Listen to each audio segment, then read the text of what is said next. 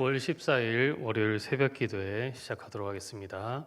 오늘 본문 말씀은 고린도후서 6장 14절부터 7장 4절까지 말씀입니다. 고린도후서 6장 14절부터 7장 4절까지 제가 봉독하도록 하겠습니다.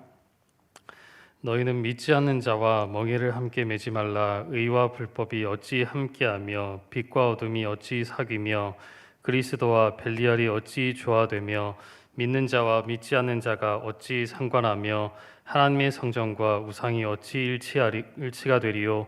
우리는 살아계신 하나님의 성전이라. 이와 같이 하나님께서 이르시되 내가 그들 가운데 거하며 두루 행하여 나는 그들의 하나님이 되고 그들은 나의 백성이 되리라. 그러므로 너희는 그들 중에서 나와서 따로 있고 부정한 것을 만지지 말라. 내가 너희를 영접하여 너희에게 아버지가 되고 너희는 내게 자녀가 되리라. 전능하신 주의 말씀이니라 하셨느니라. 그런즉 사랑하는 자들아, 이 약속을 가진 우리는 하나님을 두려워하는 가운데서 거룩함을 온전히 이루어 육과 영의 온갖 더러운 것에서 자신을 깨끗하게 하자. 마음으로 우리를 영접하라. 우리는 아무에게도 불의를 행하지 않고 아무에게도 해롭게 하지 않고 아무에게서도 속여 빼앗은 일이 없노라. 내가 이 말을 하는 것은 너희를 정죄하려고 하는 것이 아니라 내가 이전에 말하였거니와 너희가 우리 마음에 있어 함께 죽고 함께 살게 하고자 함이라. 나는 너희를 향하여 담대한 것도 많고 너희를 위하여 자랑하는 것도 많으니 내가 우리의 모든 환난 가운데서도 위로가 가득하고 기쁨이 넘치는도다. 아멘. 오늘 본문 말씀은 우상을 섬기는 자들을 멀리하고 하나님의 자녀들은 서로 사랑하고 품어주라 하는 내용입니다. 먼저 우리는 우상을 섬기는 자들을 멀리해야 합니다. 오늘 본문의 6장 14절 15절에 보시면 너희는 믿지 않는 자와 멍에를 함께 매지 말라. 의와 불법이 어찌 함께하며 빛과 어둠이 어찌 사귀며 그렇게 말씀하고 있습니다. 멍에라고 하는 것은 소가 밭을 갈 때에 매는 것입니다. 목에 매는 것인데 한 마리의 소가 매는 것이 아니라 두 마리가 함께 매는 것입니다. 따라서 이 말씀의 의미는 너희는 믿지 않는 자들과 함께 하지 말라 하는 그러한 말씀입니다. 그렇다고 해서 이 말씀이 우리는 불신자들과 인사조차도 하지 말고 도저히 인간적인 관계에도 맺지 말라 하는 그러한 말씀은 아닙니다. 그렇게 살아갈 수도 없고 그렇게 살아갈 필요도 없습니다. 오늘 바울이 하는 이 말씀의 의미는 우리가 사회적으로는 불신자들과 좋은 관계를 맺고 좋은 인간 관계를 맺되 그러나 영적으로는 결코 그들과 하나가 될 수 없다 하는 뜻입니다. 예를 들면 우리가 사회적으로 또 인간적으로는 친하게 지내는 사람이 있다고 할지라도 그가 만약에 주일에 자신은 교회에 가지 않겠다 이렇게 말을 한다면 그와 동조하는 것이 아니라 아니다, 나는 주일에는 예배를 드리거나 혹은 온라인 예배를 드리겠다 그렇게 말해야 한다 하는 것입니다. 고린도 교회 성도들 가운데는 이렇게 행하지 않는 자들이 있었습니다. 분명히 우상을 섬기는 것이 죄인 줄을 알지만 그럼에도 불구하고 우상을 섬기는 일에 함께 동참한 자들이 있었습니다. 지금 바울은 그러한 자들을 책망하는 것입니다. 너희가 어찌하여 믿음이 있다고 말하면서 이렇게 우상을 섬기는 자들과 함께 하느냐, 그들의 행위를 본받느냐 하는 것을 책망하는 것입니다. 오늘 15절에도 보니까 그리스도와 벨리알이 어찌 조화되며 믿는 자와 믿지 않는 자가 어찌 상관하며 그렇게 말씀하고 있습니다. 벨리알이라고 하는 것은 허무한 것이라는 뜻인데 오늘 본문에서는 사단 혹은 마귀를 가리킵니다. 예수님께서는 마귀와 함께 하실 수가 없습니다. 본질적으로 다른 분이십니다. 이와 마찬가지로 너희는 하나님의 자녀들인데 어찌하여 우상을 섬기는 자들과 그들의 행위와 똑같이 하느냐 하는 것을 책망하는 것입니다. 오늘 우리들 또한 인간적으로는 세상 친구들과 좋은 관계를 맺을 수도 있고 그리고 우정을 나눌 수도 있으나 그들이 하는 세상적인 행위는 본받지 말아야 하는 것입니다. 세상적으로 자신을 위해서 살아가는 그들의 행위에 대해서는 벗어나서 구분되며 철저하게 하나님의 말씀에 입각해서 살아야 한다 하는 것을 말씀하는 것입니다. 16절에도 보니까 하나님의 성전과 우상이 어찌 일치가 되리요 우리는 살아계신 하나님의 성전이라. 이와 같이 하나님께서 이르시되 내가 그들 가운데 거하며 두루 행하여 나는 그들의 하나님이 되고 그들은 나의 백성이 되리라. 그렇게 말씀하고 있습니다. 우리의 몸은 하나님의 성전이며 우리는 하나님의 자녀들인 것을 기억해야 하는 것입니다.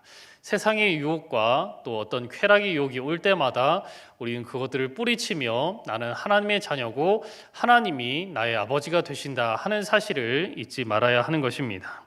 성경에 보면 하나님의 자녀들이 이방인들과 교제를 하다가 그들과 사귀다가 타락한 모습들을 자주 볼 수가 있습니다. 대표적인 경우가 솔로몬 왕입니다.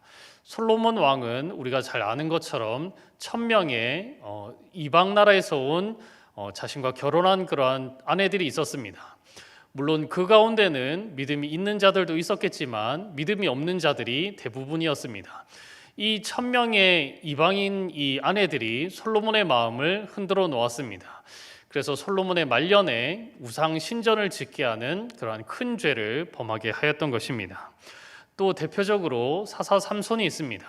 삼손도 우리가 아는 것처럼 하나님께서 부어주신 능력으로 말미암아 큰 힘을 지닌 용사였습니다. 힘으로는 그를 대적할 자가 없었습니다. 그런데 이 삼손이 이방인 여인인 들릴라라고 하는 여인을 사랑하였습니다. 이 이방 여인에게 마음을 주고 그가 가진 힘의 비밀이 머리카락에 있다 하는 것을 털어놓을 때에 그는 붙잡히게 되고 그리고 이 이방 여인 때문에 그는 블레셋에 포로로 끌려가게 되는 비참한 최후를 맞이하였던 것입니다.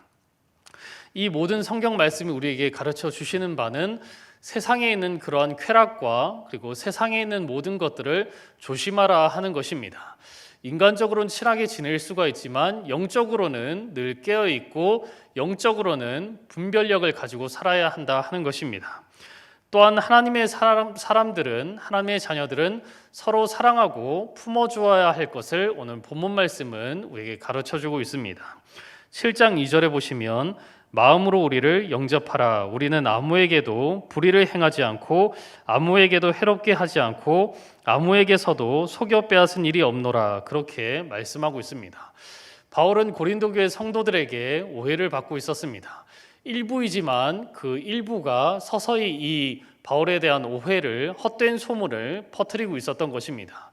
바울이 당하던 오해는 그가 속여서 누군가에게 재물을 빼앗거나 그리고 헌금을 갈취해서 자기 마음대로 사용했다 하는 것입니다. 우리가 잘 아는 것처럼 바울은 당연히 받아야 할 것조차 받지 않았습니다. 그는 자비량으로 천막 텐트 만드는 일을 하면서 그 돈을 가지고 선교를 하였던 것입니다.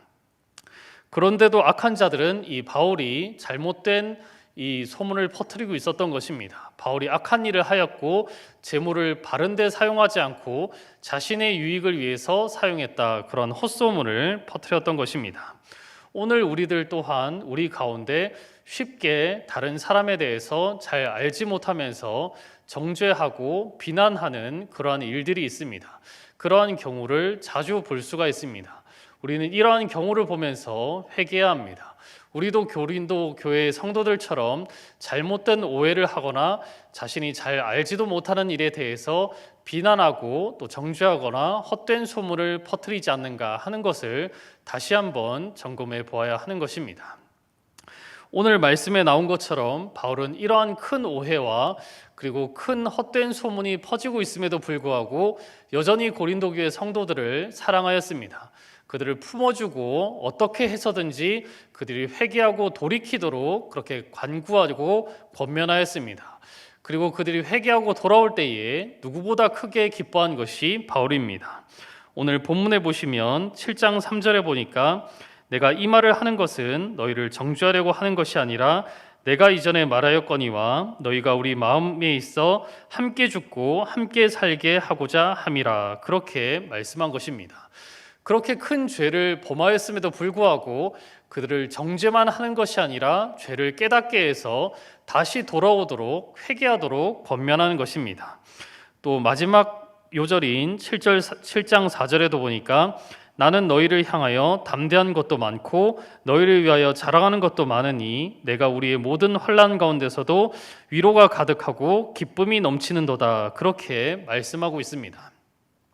바울은 이 많은 일들에도 불구하고 그들이 회개하고 다시 바울을 영접하며 신앙적으로 돌아올 때에 그들을 누구보다도 기뻐하고 또 자랑하였던 것입니다. 오늘 이 말씀을 기억하면서 우리도 이 말씀과 같이 비난하고 정죄한 일은 삼가고 바울과 같이 사랑하며 품어주는 믿음과 소망과 사랑이 넘치는 우리 신흥교회 모든 성도님들이 되시기를 주님의 이름으로 축복합니다. 이 시간 몇 가지 기도 제목 가지고 함께 기도하도록 하겠습니다.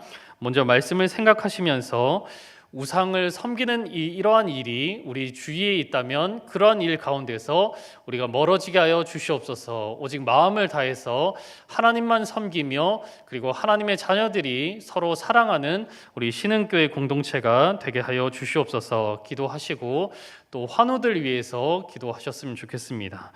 속히 건강이 회복되도록 특별히 우리 김영식 성도님 신장 수술 후에 회복 중에 있는데 속히 호전되어서 대장암 수술도 잘 받을 수 있도록 기도해 주시고, 김성환 성도님 봉화증염으로 지금 치료 중에 있는데 속히 잘 나음을 받을 수 있도록 잘 치료가 될 수 있도록 기도해 주시기 바랍니다. 또 담임 목사님 영육간의 강건함을 더하도록 기도해 주시고, 또 우리 교회와 우리 주일학교 자녀들 이 어려운 시기를 보내고 있는데 한마음과 한뜻이 되어서 잘 이겨낼 수 있도록 해 주시옵소서. 기도해 주시고, 그리고 나라와 민족을 위해서 참 어려운 이 코로나19 때문에 힘든 상황을 이렇게 보내고 있는데 이 어려운 가운데서도 하나님을 잘 섬기는 나라가 되게 해주시고 위정자들에게 지혜를 주셔서 잘 극복하게 해 주시옵소서. 우리 이러한 몇 가지 기도 제목 가지고 함께 기도하도록 하겠습니다.